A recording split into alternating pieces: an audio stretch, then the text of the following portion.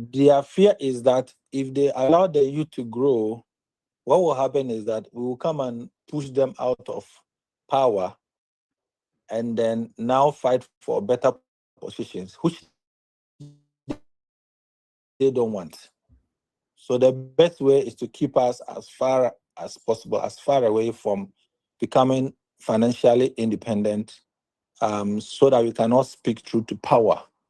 But until the African continent, we are able to do that because, like, when you go outside the country, I've been to Canada, when you are there, you meet the MP, you meet the ministers, the presidents. It's not like Africa here, they are very affable, they are accessible, you can go in, talk to them, people can even go and install them and go. But Africa, we don't do that. We do like we are worshiping the politicians. And they bring us nothing. They are stealing our money, tips here and there, but we still worship them.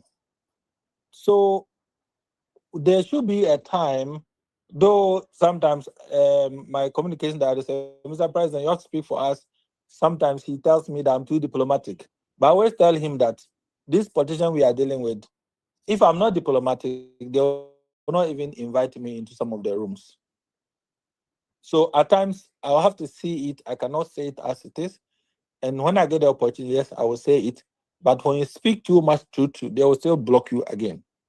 For So sure. sometimes, so you just have to be diplomatic. That's the only word I can use. And we need to keep fighting. There was a day, I remember when we first had a meeting with AfYEF Gambia.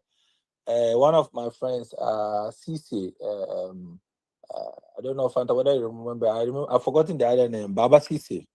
Baba And Sise, yes. yes, so Baba made a point, which I always remember. And then he said that um, we don't want the youth, like we are blaming the leaders. That was like 5 or so years ago. We are blaming our leaders. But I don't want our children to also come and blame us. Maybe by the time they also grow up, we are also going to be the leaders. And we're still going to be in the same issue, in the same problems that we are talking about now.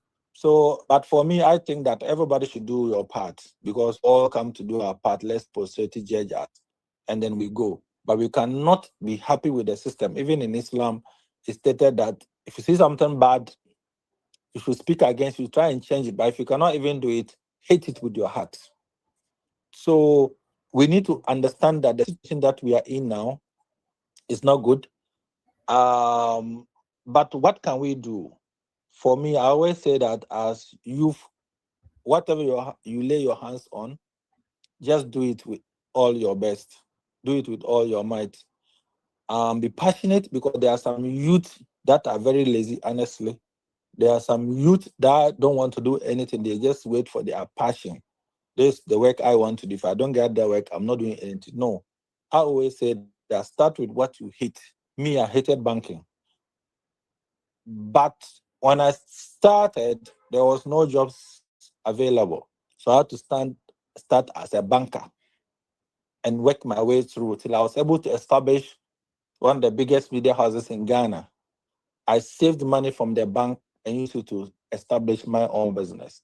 So what I would say is that even though you are working, you've not had opportunity to build your own business or grow your own passion, but just save some money, have your business plan, get everything ready, and then you work with whatever you have, save some money, look for opportunities, look for networks, and then be able to grow from there.